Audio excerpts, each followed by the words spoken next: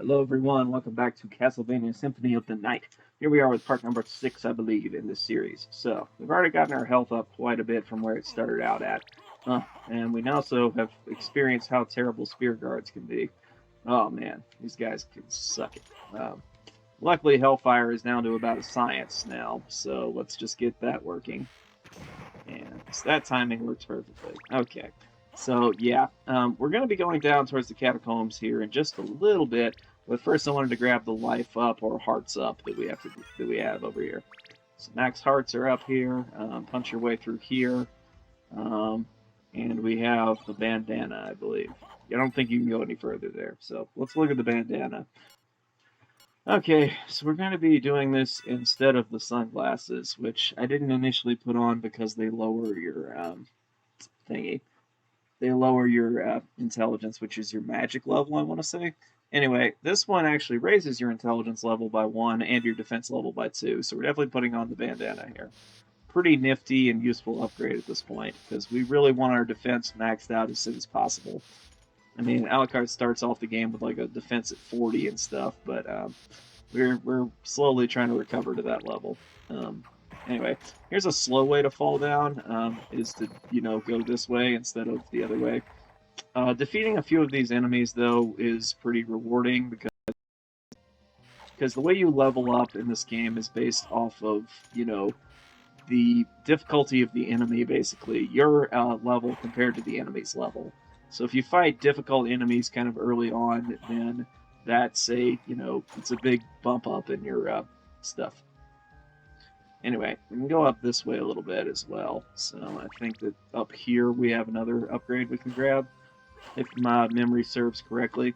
It's also why I'm not doing 100% on this game, because I don't fully know every bit of the 100% route, the 202%. I mean, clearly we'll get over 100%, but we won't get, the 206% or whatever, thing like that. So if you're expecting that, that's not where we're starting off on this kind of walkthrough. This is doing 100% of bosses. So we'll be fighting every boss, which is a pretty fun route to go, I think, because, you get to see some of the bosses you wouldn't otherwise see, and I think it's all just a fun time overall. And I think it also just, is not all about just grab every upgrade, do everything perfectly. Okay, so there are a few things we're going to do here. So first off, we're going to grab a save here. That's going to come in handy. And then we're going to be going down to fight ourselves a boss battle. Now, is this boss battle easy or is it impossibly difficult? I will let you guys be the judge of that. I think you're supposed to fight this boss a decent bit later, but we have enough spells and, Castlevania know-how to be able to pull this off. So first off, I'm going to swing down here a little bit to cut through the floor. And then it'll be boss time here. So if you can soul steal here, that's the best solution. But if you need to instead merely, hellfire your way through this, that can work as well. If you need to just punch him, that also works fine, Holy water also has a decent effect, so whatever you want to do that works, I would say just do that. The timing can be a little strict if you're trying to use hellfire consistently, but yeah. Also, you can just leave here immediately and go and save again, or go refill your health, basically, and then come back, because that's what I recommend if you take a little bit of damage, because you probably want everything you've got for the next fight, which is, the actual boss. But that tentacle guy, he doesn't respawn, and that's good.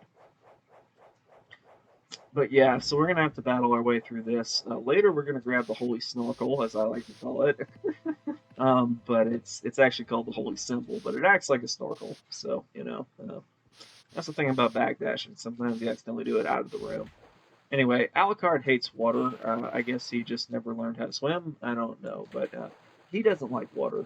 I can, relate a little bit, but anyway. So he doesn't like water, and water causes damage to him, so that's just perfect. Anywho, because of that, we are now trapped in this room, and we must fight this boss over here. And when I say over here, I mean all the way over here. Oh no. Okay. I recommend going behind the boss as soon as possible after beating its tentacles here. So, getting back here as soon as possible is the key to this boss fight. Because you can punch him just a few times, I guess it's a her maybe, and then bam, it's game over. It's actually the best fight I've ever had against this creature. Being able to get behind it, though, is kind of the key to success, in my opinion. Anyway, we get a nice level up, we get a nice, health up potion, and we also get a new cloak. A crystal cloak. Let's check it out. Okay, cloth cloak, crystal cloak. You see how it raises our defense to 11? We are moving up pretty fast in the world here, That's what we want. Lots of defense. Now, that doesn't mean we're going to be safe from water now, but we will be grabbing the Holy Snorkel soon enough, so we're not far off from that point. Also, we can go over here now that the room is drained a little bit, pick up the Scimitar. Let's look at how it handles, I think I prefer the Gladius a little bit, but Gladius, I guess it's pronounced Gladius, maybe. Anyway, attack damage will be up slightly, but it's not that high. Also notice as we've been leveling up, it's increased our jeweled knuckle damage, which is pretty useful. Also, Elcar doesn't care about small amounts of water, just large amounts of water. So, he can skate along fine in the small amounts of water. Also makes an interesting sound as he does it. Which I don't fully understand, but whatever, He's a vampire, so maybe that explains it. Anywho, we'll go up here and let's, is he half vampire? Is that the way it works? Based off of Netflix series knowledge of it. Anyway, there we are. So regardless of that, we're going to save and end this part here. Hopefully you enjoyed the boss battle and the upgrades and all that kind of stuff. So thanks for watching. I'll see you guys next time with the next video. Stay tuned for part 7, and I'll see you then.